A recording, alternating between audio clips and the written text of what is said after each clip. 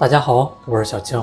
只用3个鸡蛋加1根香蕉，就能做出面包店里的招牌美食，柔軟細膩，香甜好吃。做法簡單又營養。首先準備1根香蕉，扒去外皮，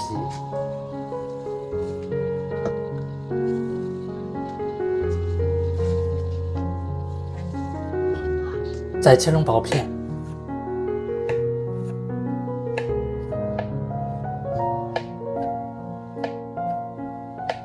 大碗裡加入3顆雞蛋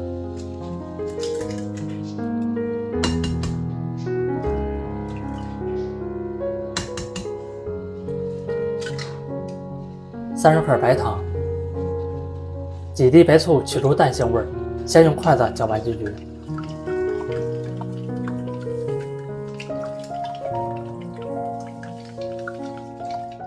再用打蛋器來打發。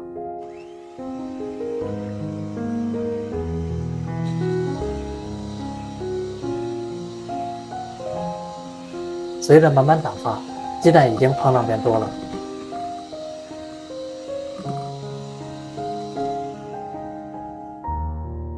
一直打到奶白色就可以了。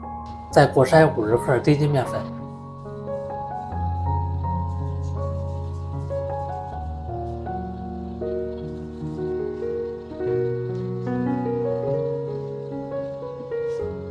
來上下翻拌一下，把麵粉攪拌均勻。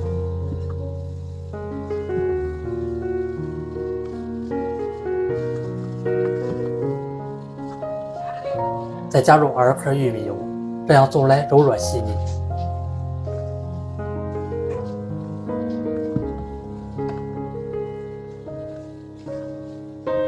準備1個模具，墊上1張硅油紙，側面噴一層食用油防粘。先放2勺食材，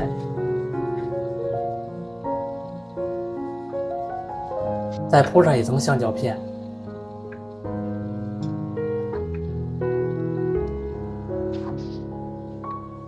再倒入2勺食材，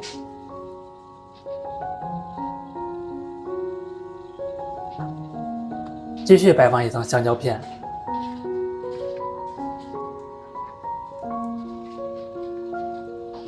最後再把食材全部倒入進去，晃動一下整理平整，再蓋上蓋子，170度烤30分鐘，這麼一道香蕉蛋糕就做好了。用鏟子從邊上刮一下，很好脫模。來看一下，非常鬆軟。再切成薄片，吃起來更方便。